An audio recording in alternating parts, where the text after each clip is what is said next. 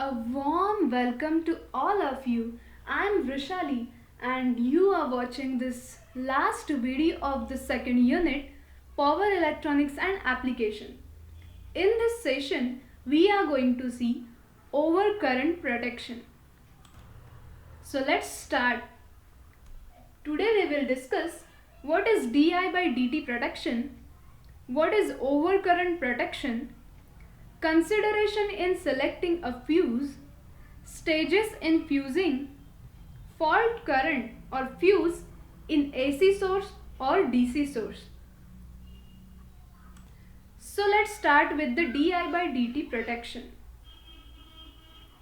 When the thyristor is a forward biased and turned on by a gate pulse, anode current starts flowing through the gate cathode junction. The anode current spreads across the whole area of the junction.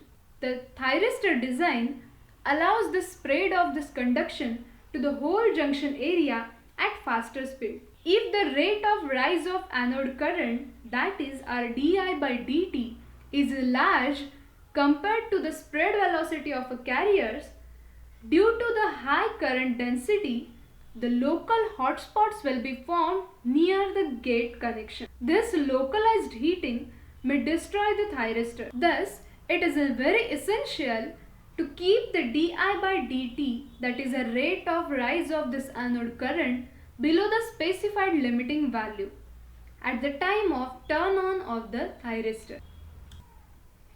So this can be achieved by using a small inductor L called DI by dt inductor in series with our SCR, that is our power semiconductor device. So this inductor limits the value of DI by dt around 20 to 500 ampere per microsecond.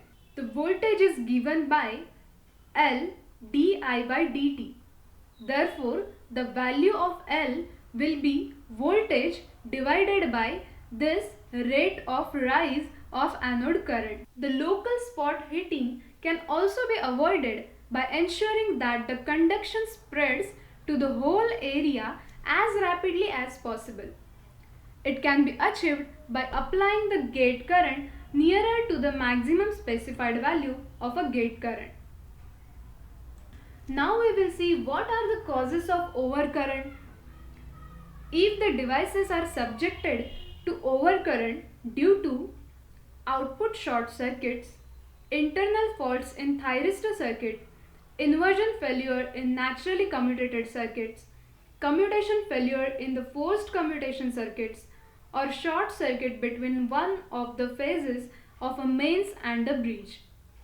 So, its junction temperature exceeds the rated value, and due to these reasons, the devices may damage. So there is a need of a overcurrent protection. The type of protection depends upon the stiffness or weakness of the supply system. In the weak supply network, the fault current is limited by the source impedance because the surge current rating of a thyristor. It can be achieved by sewing the circuit breakers and fast acting fuses. However, the proper coordination is essential to ensure that the fault current is interrupted before the thyristor is damaged. Only faulty branches of the network should be isolated. In case of stiff supply network, the magnitude and the rate of rise of current is not limited because the source has a negligible impedance. As a result, fault current and due to fault current, the junction temperature also rises in few milliseconds. Thus, the special acting current limiting fuses are required for protection of thyristor in these stiff supply networks. So there are certain considerations in selecting a fuse for a semiconductor device. What are they? Here they are listed. It must carry continuously the device rated current. Its thermal storage capacity must be less than that of the device being protected. That means the I square T let through value of a fuse before the fault current is cleared must be less than the rated I square RT of the device to be protected. The fuse voltage during the arcing must be high enough to force the current down and dissipate the circuit energy. After breaking the current, the fuse must be able to withstand any restriking voltage which appears across it. Now we will see how this fuse is used and what is this fuse. You might have seen this picture. We will see what is the working or construction of this fuse by its structure diagram. Structure of the fuse consists of a fusing element, a ceramic tube and lugs. It looks like a link that is stripped with several narrow notches as shown in this figure. The fusing element is made up of silver with one or more necks. The number and the form of these marks affect the fusing characteristic of fuse. The body of a fuse is made up of ceramic material. The large contact blade or the lugs facilitate the connection and dissipate the heat. The fusing element is embedded in a special sand which can conduct the heat and serves as a quenching medium for the arc at the time of fusing. The fusing always occurs at the neck as it restricts the flow of current. The large sections near the neck serves as a heat sink and it allows a large current density in the restricted section of the neck. So the stages of the fusing are shown in this picture. When the fault current rises, the fuse temperature also rises until T is equal to Tm, at which time the fuse melts and the arcs are developed across the fuse. Due to arc, the impedance of a fuse increases, thereby reducing the current. However, an arc voltage is formed across the fuse. The generated heat vaporizes the fuse element, resulting in the increased arc length and further the reduction of a current. When the arcing is complete in time Ta, the fault is clear. The faster the fuse clears, the higher is the arc voltage. The clearing time Tc, that is the total Tm plus Ta, is a sum of melting time and arc time.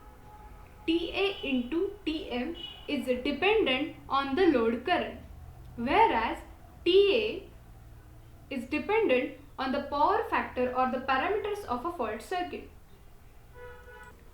The fault is normally cleared before the fault current reaches its first peak value, and the fault current which might have blown if there is no fuse is called prospective fault current. It is a positioning of fuses and added inductors for a passive load.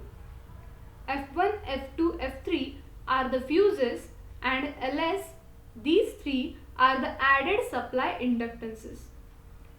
In general, the larger equipment rating, the more tendency is there to fuse the device individually. There is a necessary to add the inductance to limit the rate of rise of a fault current, and hence it avoids the excessive stress on the fuse and on the device. The added inductance may be in the line or in series with an individual device. However, these inductances may affect the normal performance of a converter. Now we will see the behavior of fault current with AC source or DC source. A fast acting fuse can be used for protecting the thyristor against a large surge currents of a very short duration. It is called as sub-cycle surge currents. The coordination of a fusing time with sub-cycle duration rating of a device is very essential. This figure shows the desired coordination between the ratings of SCR and fuses. To facilitate the right choice of a fuse, the manufacturer's data must include the I-square RT rating. The square of RMS value of a 1 cycle surge current multiplied by the cycle duration is a I-square RT rating of a device. The fault current or a fuse with a DC source. The fuse protection in a DC circuits presents a greater problem than in AC circuits. The natural periodic current zeros do not occur in the DC circuit.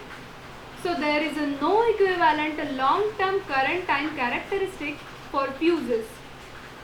The use of fuses in DC circuit are important to minimize the fault current and to maintain maximum circuit time constant L by R under the fault condition. So this is all about overcurrent protection for power semiconductor devices. Thank you. Stay home, stay safe, and happy e-learning.